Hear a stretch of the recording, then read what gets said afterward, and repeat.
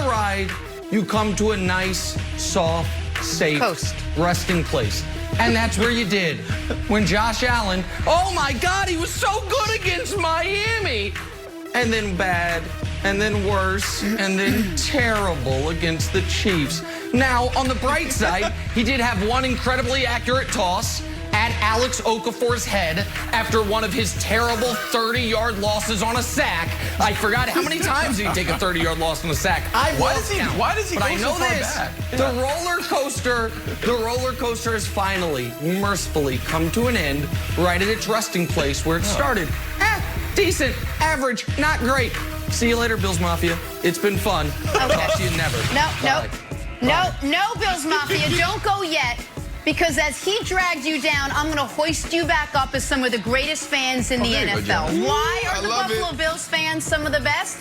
Here we go. Number one, they are generous. They don't just donate to their own team's charities. They donate to opposing teams' charities. Number two, they're tough. They go without shirts like putty. They're loud. They never use inside voices. They're fancy. It's not ketchup or mustard. It's ketchup and mustard on all of their proteins. And last but not least, why are they the best fans in the business? They're efficient.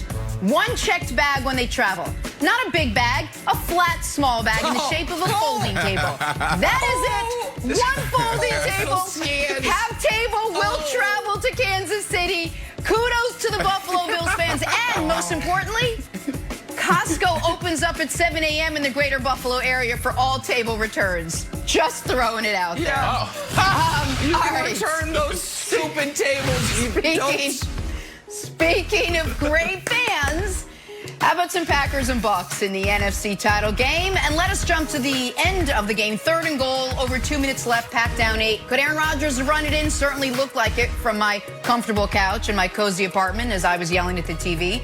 Following the failed 3rd down, Matt LaFleur decides to kick a field goal that cut the lead to 5, but Green Bay would never get the ball back. And that was it. So let us now hear from Packers head coach Matt LaFleur on that decision. I think anytime something doesn't work out, do you regret it? Sure. But we're always going to be process driven here. And the way our defense was battling, the way our defense was playing, we felt like it was the right decision to do. And it just didn't work out. Aaron, did you agree with the decision to kick it there on 4th down? Well, I didn't have a decision on that one.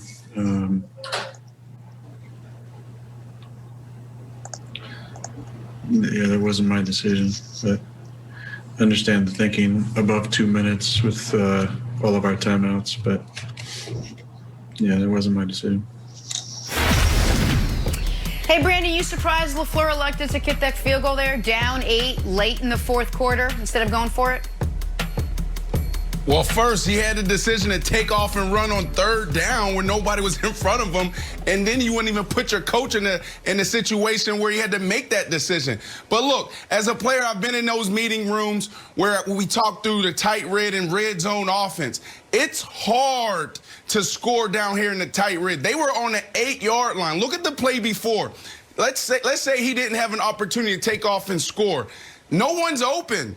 Right? They're dropping 8 people. It's hard to find someone open. So, yes, I agree with Coach doing it. If it worked, he's a genius. If it doesn't work, now we're talking about it. So, you know, I go back to my meetings with Coach Josh McDaniels. He used to always say, Brandon, you got to understand that in the tight red, the first play doesn't work. So he would make us run the first play, and then he said, okay, now go work. Go find open spots, because that's where you're going to score a touchdown. 70% of the time in a tight red, you're not going to score off the first option. You got a 10-yard in cut back at the end line. You're not going to get it. You're going to get it when you whip back out and you run to the pylon. So I agree with Coach here, and obviously, you know, he's getting crushed because it didn't work, and this is a part of the game. You know, but I go back to that 3rd down. Aaron Rodgers should have took off and been a hero and dove in the end zone. That's what should have happened. And Brandon, even if he doesn't get in the end zone, he gets at least to the 3 or 4, and then they are going for it. If he gets positive yards there, then they are going for it on 4th down. So a couple things here. One is, if they were down 7 or 6, kicking a field goal here to me would be indefensible. But down 8 is a different story because you can't, like, a 2-point conversion is hard to get. Just ask the Packers earlier. So the idea that they go for it, even if you score the touchdown, you might end up kicking off down a score to Tampa. So I get the logic of kick the field goal. If we get a stop, now a touchdown wins it for us. But I think the 2 most notable points are about what it says about both quarterbacks. Matt LaFleur, the Green Bay Packers started the season by showing so much faith in Aaron Rodgers, they traded up to draft his replacement. And they ended the season by taking the ball out of the alleged league MVP's hands. So it says quite a bit about what they think of Rodgers, whether they want to admit it or not. And I do want to thank Matt LaFleur because while he let me off the hook a bit, because I am, on a short list of people that if you were to ask who's the most disrespectful to Tom Brady, people would probably mention my name relatively quickly. Well, not anymore, because Matt LaFleur kicking a field goal there is the single most disrespectful thing, more than me and Kellerman talking about a cliff, more than anything on Tom versus Time, more than any of it. Because what he said when he kicked that field goal is, guess what, GOAT? You're going to go 3 and out. We don't think you can get a single solitary first down. And he, of course, was wrong. I know Packer fans will say he was wrong because of a bad call, but it is what it is. So it was LaFleur saying, I trust my defense to stop Tom Brady more than Aaron Rodgers to get 8 yards. That is the nut of what just happened here, Wilds. Right.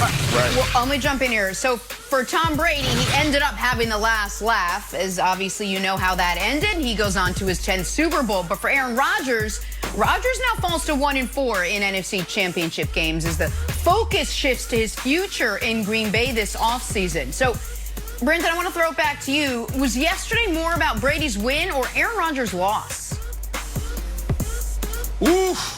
I think when it's all said and done, when we look up 3 months from now, 4 months from now, it's going to be equal. We're going to be talking about Tom Brady and what he's done next to Michael Jordan, Serena Williams, Wayne Gretzky, Derek Jeter. But then on the other side, there are a lot of questions surrounding Aaron Rodgers this offseason. Where do you go from here, right? Like, I know how hard it is just to lose a big game in a regular season. Now you're talking about losing what? What is this, your fourth NFC Championship game? Like, this is a big deal. And you're sitting at 37. So I think we're going to be having these discussions for the next couple of months because we're going to be looking at where does the Packers go from here? Where does Aaron Rodgers go from here? Does he want to stay in Green Bay? Does he want to move on? And then Tom Brady, obviously, this is a huge discussion. We talked about it a couple weeks ago, Nick, where, if this guy goes to the Super Bowl and win it, will he then go from the greatest football player ever to potentially the greatest athlete ever? So this is a huge discussion that is just now getting started. Yeah, it feels like the narrative change, though, was around Aaron Rodgers. Like, Tom Brady came into the game being the GOAT, and he's going to left the game being the super GOAT.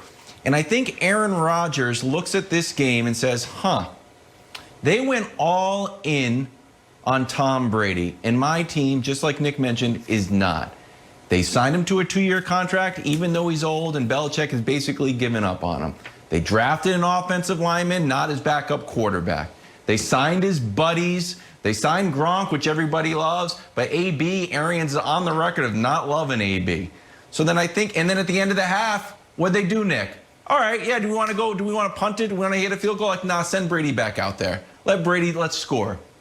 I think Aaron Rodgers looks at that, Nick, and says, you know what that feels like where I'm in? It feels like Tom Brady in New England right now. Maybe I'm Tom Brady in New England. Maybe I need to seriously think about pulling a Deshaun Watson, asking to leave this place. I think that, I don't think it was just frustration after a game rearing its head. I think he's going to take a long, hard look at it and be like, you know what? You're right, LaFleur. We do make process, prudent decisions. But you know what? I want to win right now. I get all that. And I've been a huge supporter of Rodgers. I love him as a player. But if you want to win right now, the best thing Rodgers could have done would have been to play better yesterday. because they didn't lose yesterday because they didn't have enough weapons. They didn't lose yesterday because they didn't have enough chances. So the reason I can't make it about Brady, can we just show Brady's stat lines? Brady, listen, Brady played perfect football for the first half and that one throw to start the second half. And then he gave the Packers every chance imaginable to get back in that game. And what did Rodgers do with those chances? Down 28-23, he went 3 and out.